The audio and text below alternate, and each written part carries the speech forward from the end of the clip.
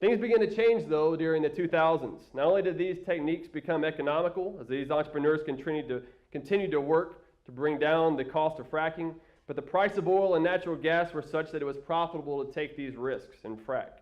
The steady climb of oil prices during the 2000s, particularly during the late 2007 and 2008, when the price of WTI hovered around $140 per barrel, there was plenty of money to be made using these more expensive fracking methods.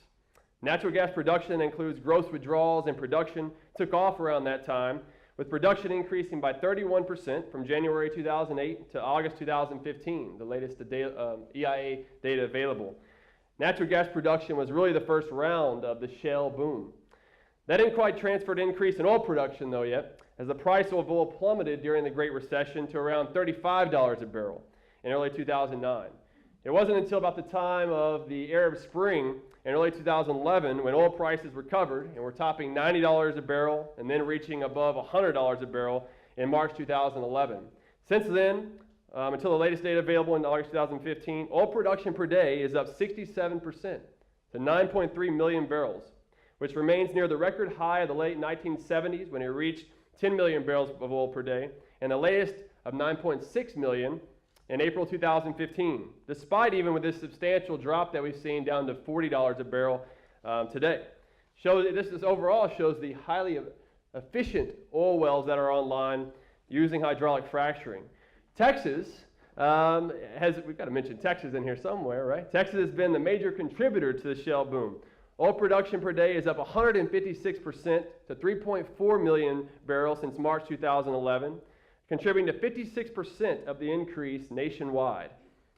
Despite the drop in oil prices, oil production so far has not fallen off a cliff, and neither has the Texas model, as these efficient drilling rigs remain in operation with a drop of about 200,000 barrels per day since the record high in March 2015 of 3.6 million barrels. This is a record high historically speaking. It's important to note that this drilling activity has been a bright spot, as most of you know, in an otherwise dismal economic recovery nationwide. The U.S. labor force participation rate remains near lows not seen since the 1970s. But let's somehow cheer this 5% unemployment rate that we have, even though if you include discouraged workers and those working part-time who would like full-time employment, is closer to 10%. Something else, right? The push to end the production of fossil fuels by the Obama administration is a push to end much of the prosperity that's been created during the last decade. Consider the total employment since the Great Recession started in December 2007. Texas added 1.5 million new jobs, while the rest of the U.S. has only added 1.1 million. In other words, Texas has added 58% of all new civilian jobs during that period. Of course, these have not all been oil and gas jobs, as we have a highly diverse economy in Texas, with oil and gas jobs only being about 3% directly related to the oil and gas sector. So what can we learn from this shale boom? What does the future hold? Will sustained lower oil price, along with countless federal government regulations, end the shale boom and slow the main source of economic growth in the nation? Or will the markets continue to do what they do best and work to provide prices that send signals to producers and consumers of what will best satisfy their desires? These are the questions that our panelists here today will discuss, along with many other issues. Though I don't think they really need much of an introduction, I'll go ahead and introduce them anyway.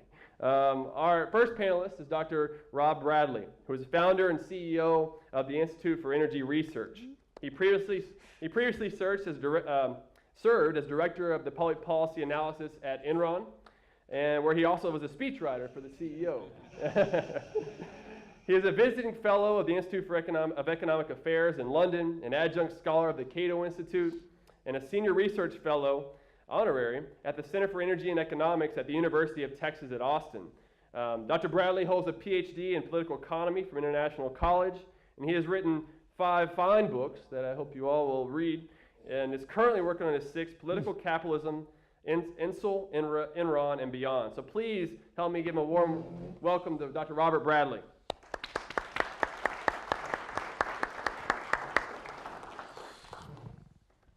Well, next slide. Let's go to that one. Well, thank you very much. Vance just gave my presentation. So I'd like to introduce Vance real quickly, and then I'm going to sit down and have Steve Moore comment. Now, if I was to give the presentation that Vance outlined, I might be accused of being a master of the obvious. And you don't want to be a master of the obvious. But in the presentation so far at this event, in the Q&A, we just heard from Mr. Henry, and he's making all the basic points. So rather than look at a lot of statistics, I'm going to try to present a worldview on the theme of the increasing sustainability of the carbon-based energy economy. The key question is a carbon-based energy economy becoming more or less sustainable? And if you're data-driven, which I hope you are, I think the answer is yes, yes, yes, and yes, and we'll get into that. But there is a Malthusian virus. Do any of you know who Robert Thomas Malthus is? Some do. He ended the happy economics of Adam Smith by saying that only misery or vice could bridge the gap between growing population and increasing, but more slowly increasing agricultural production. In other words, that mankind was doomed to live at the level of subsistence without a growing population because of the inexorable laws of population growing faster than the means of subsistence. But the Malthusian virus remains with us today. We've been through a number of alarms, mineral resources in particular, following the population bomb scare of the 60s. Paul Ehrlich, some of you will recognize that name. But I would say the population bomb, the population scare peaked in the 1960s. It then went to mineral resource shortages in the 70s. In the 80s, believe it or not, we had a quick global cooling scare, also from coal emissions, SO2. And then that turned into the global warming scare, beginning roughly with Jim Hansen's testimony in 1988. So what year are we in of the climate alarm? Is it 37? Maybe some of you can do the math. But the alarms are still here. In a book I wrote, good copies are still available, I go through the history of the energy sustainability question in 5 chapters, and it's very interesting, sort of a history of energy thought, and showing how the mainstream concluded that minerals are a fixed resource and therefore a declining resource because it is fixed. I'm going a little out of order here. There's Malthus himself. And today the scare is that we're running out of livable climate. I think that's a quotation from John Holdren, Obama's science advisor. So we're always running out of something, and now it's livable climate. Now in 1981, Julian Simon published a book called The Ultimate Resource, and this is really an amazing book because this is at the peak of oil, natural gas prices. $30 oil really meant something back in the late 70s, early 80s. That was a very rich price if you put it in inflation-adjusted terms. But Simon went against the mainstream to argue that energy was growing less scarce, not more scarce. And he was a wonderful marketer, and if you see the Look at his book cover here. Natural resources and energy are getting less scarce. Pollution in the U.S. has been decreasing. The world's food supply is improving. Population growth has long-term benefits. Very radical for 1980. Today you can look at it and say, yes.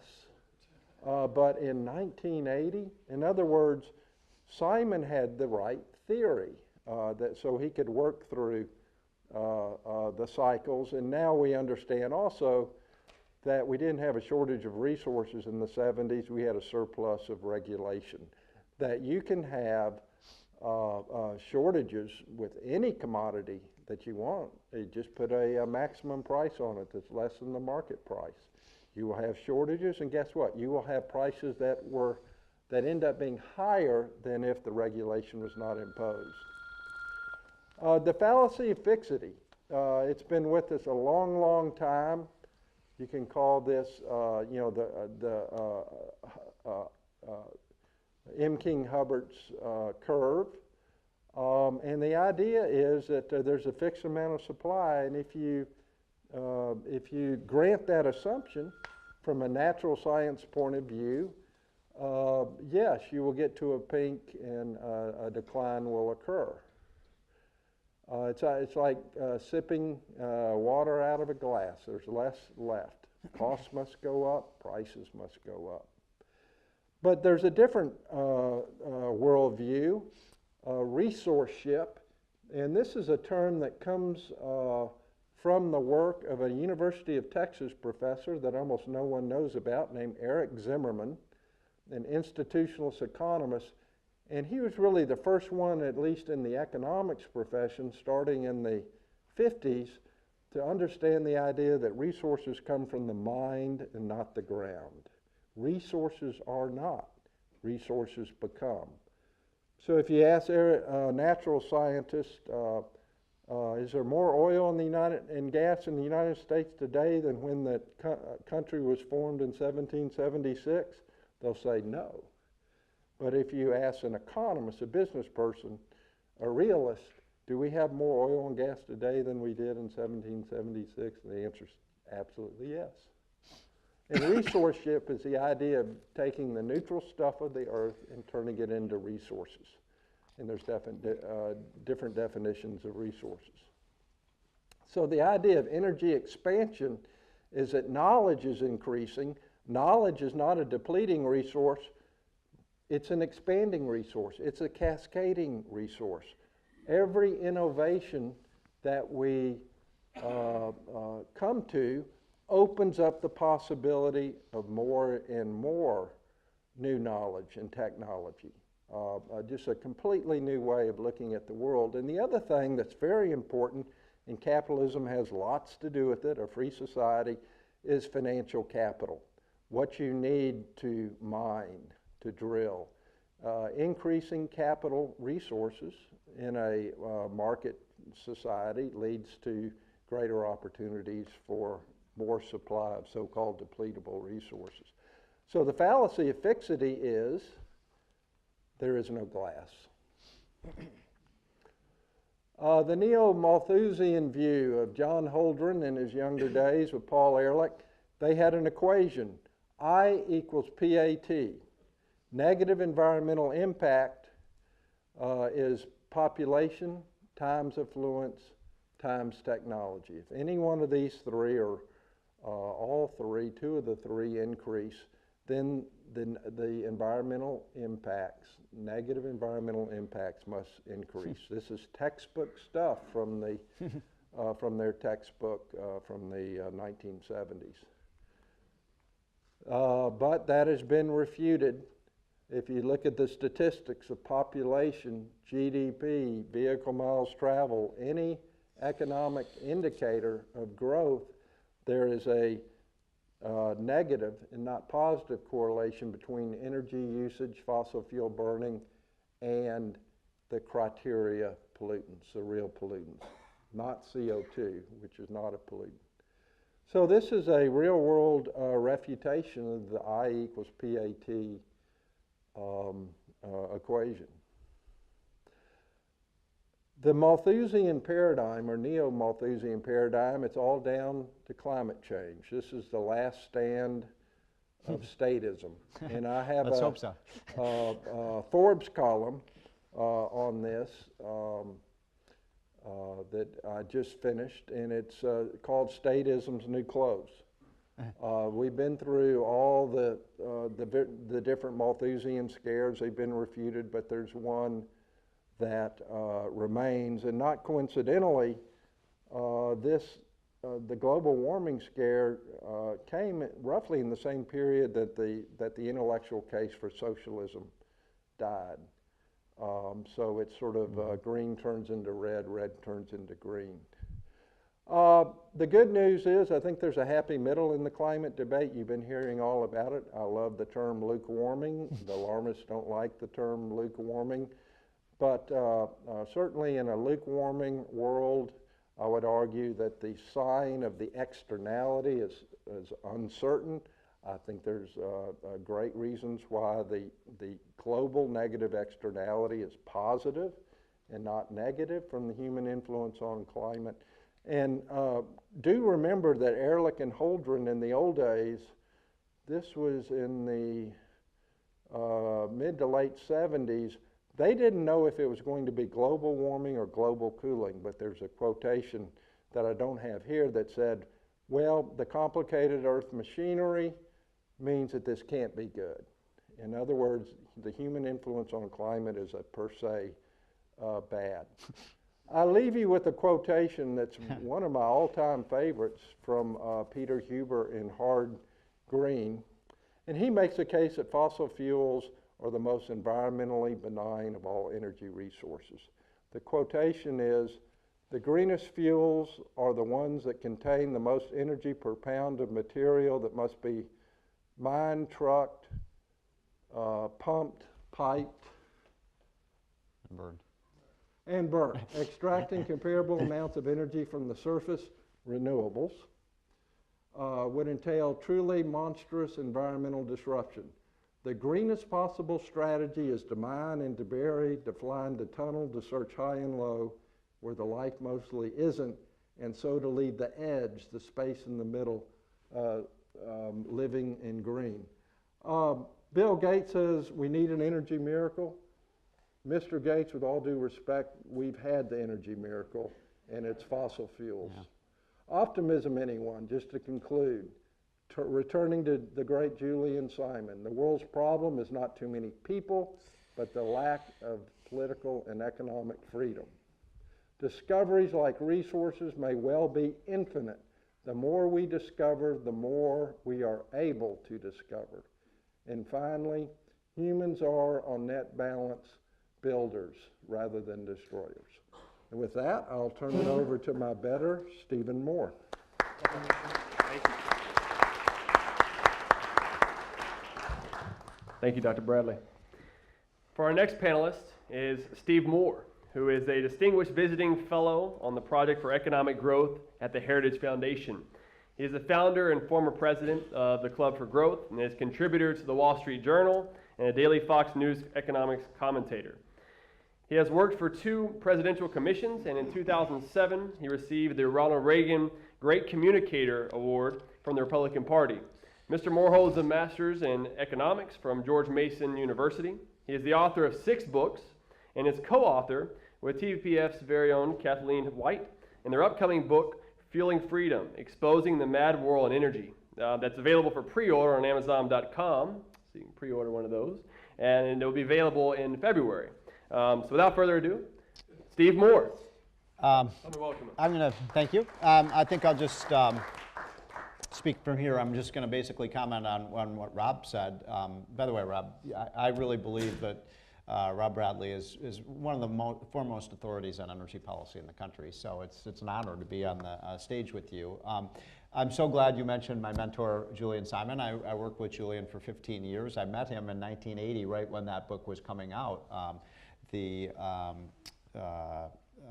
Infinite Resource. And you know, one of the things Julian said, he was just so full of wisdom. And by the way, I wish, he died about 20 years ago. I wish that he could have lived to have seen the shale oil and gas boom and fracking and horizontal drilling, because this is exactly what he talked about. He saw this, that this was going to come before anyone did.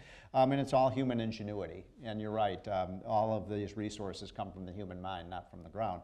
But Julian had one profound thing he used to say about population. He said, you know, that there are two species that eat chickens. Humans eat chickens and chicken hawks eat chickens. And he said, but the more chicken hawks there are, the fewer chickens there are, the more humans there are, the more chickens there are. And you know, there's a lot of fundamental wisdom in that. So when you think, right? So I'm just going to make a couple of comments and show you a couple of slides and touch on a few of the things that I mentioned last night. And let me start with this, which is this actually comes from Mark Mill's book. I love this chart. We used it. We reproduced it in the book that we're coming out with in February. And the red line is the total employment in the United States from 2007 through the end of 2013. If I fast forwarded this through 2014, that red line finally comes above zero. So that means it took us 6 or 7 years to recover every lost job during the Great Recession. It was a horrific recession with 6 or 7 million lost jobs, and as you all know, it was an incredibly slow and pathetic recovery. And if you look at the blue line, that is the oil and gas increase in employment. And so what that's telling you is that for 6 years, every net new job that was created in the United States was a result of the energy boom. This is why I said last night that if it hadn't been for the energy boom, Barack Obama would not have been reelected. There's no way. What this is telling you is we still would have been in a recession had it not been for this incredible technological boom. And I always say that life and politics are so rich with irony, and the ultimate irony of the Barack Obama's presidency is that the industry that he hates the most is the one that actually has flourished the most, notwithstanding everything he's done to try to stop it from happening. So, this is basically an amazing story of productivity. And then this is something that I kind of cringe to show you all in this room, because many of you are in the energy industry. You don't like this too much. If you're a producer of energy, these are the kind of bitter fruits of the amazing increase in production that you all have brought about. But for the rest of us, this is a huge windfall. So if you look at what's happened to the price, the oil price, and most of you have seen this many, many times. So remember a year ago last summer, we saw prices, I don't know what they hit their top at, Rob, maybe 110, something like that, $110, $105 a barrel.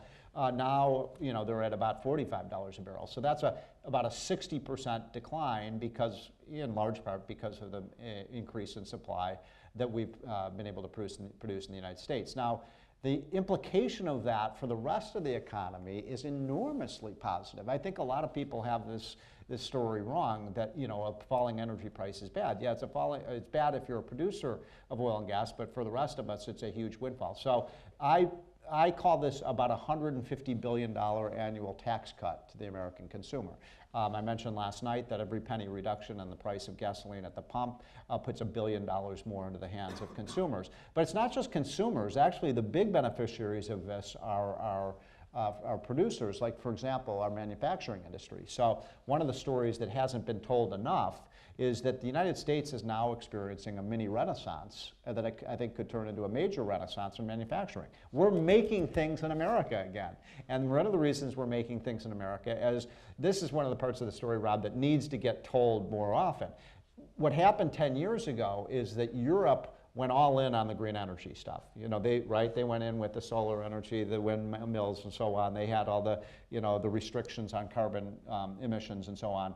And it has killed their economy, and it's killing their manufacturing sector. Germany is a good case in point, where we are now, for the first time in 50 years, we are now seeing German manufacturing companies leave Germany, and guess where they're coming?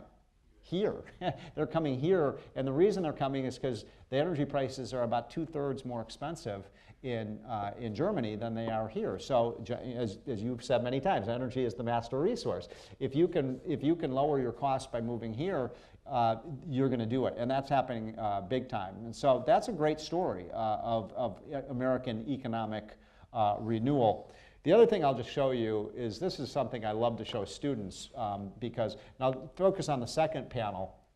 The green line is the increase in production of green energy, wind and solar power. By the way, over the last 8 years since, by the way, George W. Bush was terrible on this stuff too. So under Bush and Obama, we've spent, I think the 2006 energy bill we passed was one of the worst pieces of legislation we've ever passed. It was filled with green energy subsidies for wind power, solar power, all this stuff. So we've spent about $150 to $200 billion over the last 8 years subsidizing wind and solar with taxpayer money. The oil and gas industry, you know, we could argue about whether they're subsidized or not, but even taking the worst case scenario, the subsidies to oil and gas are minuscule per, you know, amount of energy produced. And so what's interesting about this is then look at the results. This is such a classic case study, by the way, setting energy aside, about why central planning never works. Because 10 years ago, nobody foresaw the oil and gas, shale oil and gas revolution happening and fracking. So nobody thought that this was going to happen. And the brainiacs in Washington said, we've got to move into, you know, solar and wind. As recently as 3 or 4 years ago, President Obama was running around the country saying we have to invest in wind and solar power. Why? Because we're running out of fossil fuels. I mean, he said that as recently as 3 or 4 years ago. Here we are, the biggest boom in the history of civilization, and right on the eve of that, he's talking about how we're running out of this stuff. So the amazing statistic that you all know, that I always ask college kids, and they have no idea about this, I say, what percentage of our energy today in America comes from wind and solar power? You all know the answer. You may think, you know, well, the answer is about 3%. About 3%. And so the way I like to frame this to students is, let's say we do move forward with a huge new subsidies to solar and wind to try to, promote this industry. And let's say over the next 10 years, I don't think this is possible, but let's stretch our imaginations and say in the next 10 years we could quadruple the amount of energy we get from wind and solar. Again, I don't think that's feasible, but let's say that we could do it. Where are we going to get the other 85% of our energy from, right? So in other words, even if their wildest fantasy comes true, we're still going to need 85% of our energy from nuclear power, from wind, from oil, gas, and coal. And that's why we need to promote this continued revolution. And one last chart, and then I'll throw it open to questions. Some of you who saw me speak here last year have seen this. I've updated this, but this is the crux of the story, that we can use the energy revolution as a massive driver of our economy.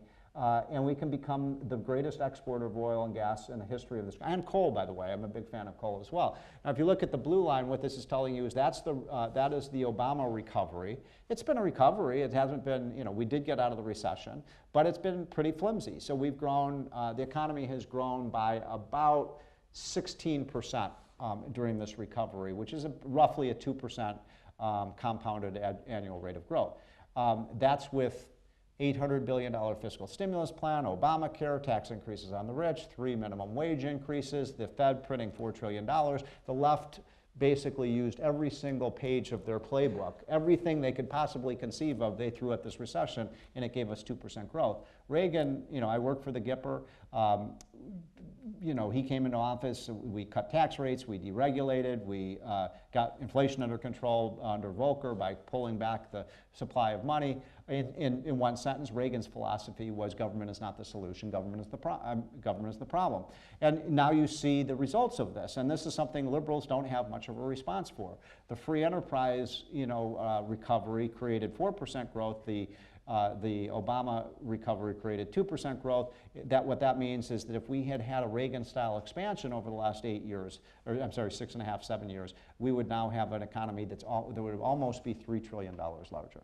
That's gigantic. That's, you know, if you prorated that to every family, that means every family in America would have $20,000 to $25,000 of income. And in fact, the average family today has about $1,500 less income. That's the reason, ladies and gentlemen, people are so cranky, is they're not seeing an increase in their take-home pay. And what I'm saying in our book with Kathleen is, if we get this energy story right, I mean, imagine how big this story could be if we elected a president who wanted this stuff to happen. We're talking about maybe adding a percentage point or two to our GDP each year, which would be a spectacular period of prosperity. And it's, by the way, one of the reasons I'm very optimistic about the future of the American economy. I do think we're going to elect a president who wants this stuff to happen. I do think we're going to see this revolution happen, and it is going to be incredibly liberating, not just for us in the United States, but for all the people in the world. So I'll stop there. Thank you. And with that, we'll open it up to some questions. Who would like to ask a question? Right here, front, right behind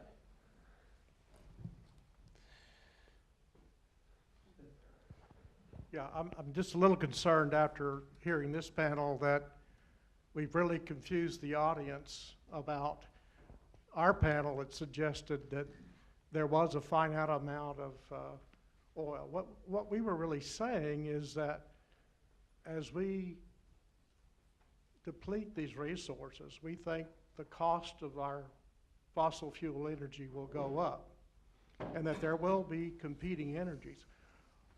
When I want a national energy plan, I want something that recognizes that wind and solar is not it. Mm-hmm. That we would identify what are the characteristics of any new energy source that we would be looking for, mm-hmm. and that any research be focused in that direction. But get rid of this silly idea of wind and solar. From an engineering standpoint, it doesn't make sense. Mm-hmm. And when I talk about a national energy plan, I want us to set that goal with that new president that says we're going to use our natural resources as a geopolitical and economic benefit to the country. So, you know, it's interesting. I would make the case to you. I wonder how many of you would agree with me, or whether you'd agree with me, Rob. And as I've said last night, I'm not picking a horse in this race. I just want whatever works, right? But I would make the case to you that the solar and wind industry would be better off today if the government had never gotten involved in it.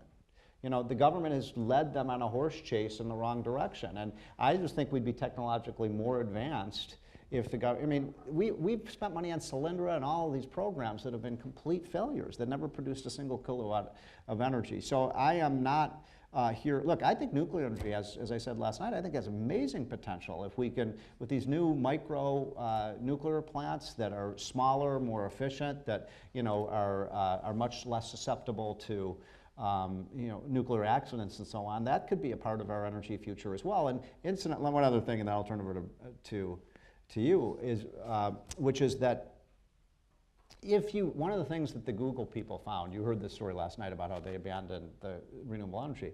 What the scientists there said is, look, if we must, let's say that global climate change is the greatest, you know, danger to this in the history of civilization that's upon us, and we have to move away from a carbon future. Let's just accept that premise for a minute. If that is so, there's only one thing we can do without completely destroying our economy. We'd have to build 100 nuclear power plants. I mean, we just have to, right? And yet the left doesn't want to do that either. In other words, think about this. They're against hydropower, they're against oil, they're against coal, they're against gas, they're against nuclear. They are against anything that works, right? If it doesn't work, they're for it, and if it does work, they're against it. Yeah, my view, and I've heard this a little bit from Mark Mills last night, and certainly in the question, there's a mentality, sort of an engineering mentality, that we need to have an energy plan. And what's implicit in that is that there's a major market failure with carbon-based energy, and I reject that. I do recognize that you know, this century is going to be the century of carbon-based energy. I think the market share of oil, gas, and coal is going to grow in this century and not shrink. And we're already at 80% or more of the world's consumption being oil, gas, or coal.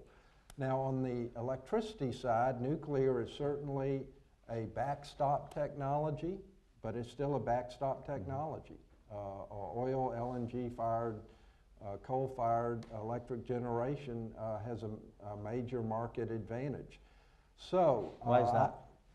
Why is that? Price. And something like nuclear, you're spending all your capital cost up front, and the market doesn't like that. It's just too risky. You'd rather have something that would lower capital cost up front, more variable costs. That's what's financeable. That's what's has a lower risk profile.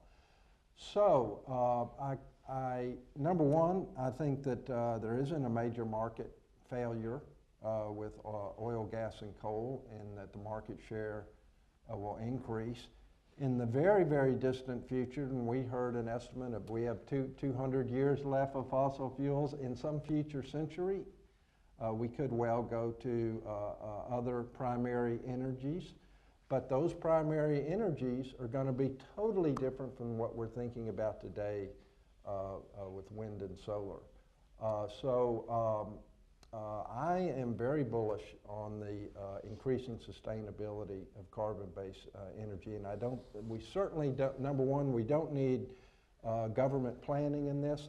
And I would also say with civil society, with the Gates Foundation and all, they have got to get off this climate and energy kick and get the money to real human needs. There's an opportunity cost here of climate alarmism, and we've got to emphasize that not only with changes in government policy, but also with civil society. All right, we have another question right up here.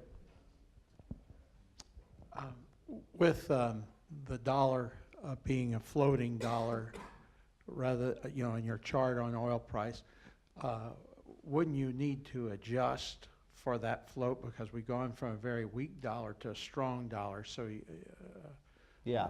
I mean, that's right. And the thing that's interesting about the oil market versus, for example, the natural gas market is that there is, and correct me if I'm wrong, you know a lot more about this than I do, but there's basically one world price for oil. I mean, it differs a little bit from one place to the other, but oil is a, easily transportable commodity, and therefore, Asia pays pretty much the same as what we pay versus what, they pay in Europe. The big advantage we have right now when it comes to the relative prices of energy is natural gas, because we're now paying, I think Kathleen said last night, what's natural gas at now, $2 or $3 or something like that? It was at 14, and then it came to, I think, let's say somewhere in the $2 to $4 range.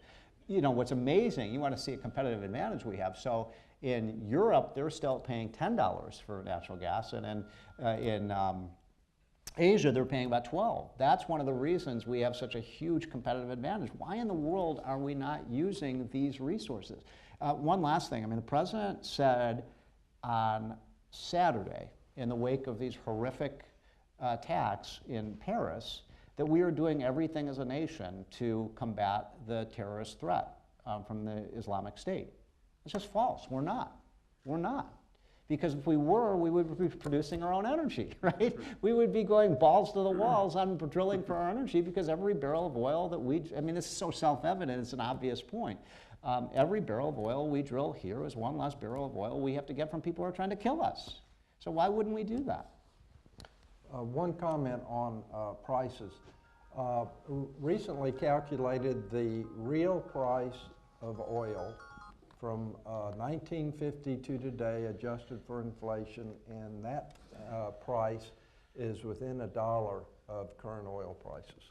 So historically speaking, oil prices today are very average if you look at the last 60, 65 years. But if you look at natural gas prices here in the U.S., substantially below the historical average. Yeah. I think we have time for one more question. Right over here, you had your hand up. Thanks. A broader question with a kidding opening. Knowing that Washington's the wealthiest city in the world and produces nothing but red tape, is there any But we're good at it. Oh, yeah. You are correct. My question is, we can talk about this, but is there any recognition in Washington? I mean, when you look at how hopelessly incompetent the Republican Congress has been, is there any recognition that the bureaucracy has to be cut back? I mean, everyone talks about it, and other than Reagan, no one has ever reduced the bureaucracy, the regulations, the red tape. Is there really any hope? As much as I agree with every word you say, is there any hope those idiots in Washington will do anything? Well, not if she gets elected, right? So, yeah, look, I mean, it's tough to roll back regulation. 'Cause once, you know, Ronald Reagan said the closest thing to immortality on this earth is a government program or regulation. So it's very difficult, but we can slow it down. You know, we can slow it down. And I think, you know, when it comes to this election, and we talked about this last night, you know, that this is not the most important election of our lifetime. The 1980 election was the most important of our lifetime, but this is a really important election. You're going to see a complete conflict of visions. I mean, Americans are going to be choosing between two completely philosophically opposite. I mean, my God, Bernie Sanders the other night said we should go back to 90% tax rates. I mean, that's lunatic. That's craziness. You know, Hillary wants to create a 45% capital gains tax. Neither of them want to do any of this energy stuff. What I've been working with the Republican presidential candidates. I think all of them are basically saying, hell yes, we should be doing this. I mean, we can create jobs, we can create huge increases in our output, we can improve our national security. This is going to be a central focal point of debate over the next 14 months. And good, let's have a national debate. And one last thing, the liberals love to talk about how much they care about the middle class and low-income people. These are middle-class jobs. I mean, my God, we're talking about people in the energy industry that are making $60,000, $80,000, $100,000 a year. And these are blue-collar, unionized, oftentimes unionized workers. We've got, in fact, one last thing. We've got to start going, you know, you talked about the green menace, and it's true. You know, the old saying is that greens are the new reds, and it is that is absolutely true. We as a movement have to start going to union halls, the electricians, the pipe fitters, the construction workers. We've got to go to the Teamsters and say, we're the ones who are trying to save your jobs and expand your jobs, and they're the ones that are trying to destroy your jobs, right? Don't you think we should be doing that? I mean, we should be going to these people and saying, we're pro-worker, they're the ones who are not. So, yeah, we can win. We can win on this. All right. Thank you all so much. Please help me give them a warm round of applause. Thank you all. Thank you, folks. Lots to look forward to in the future. Overall, markets work, government I wanna doesn't. get that All right, have a good day.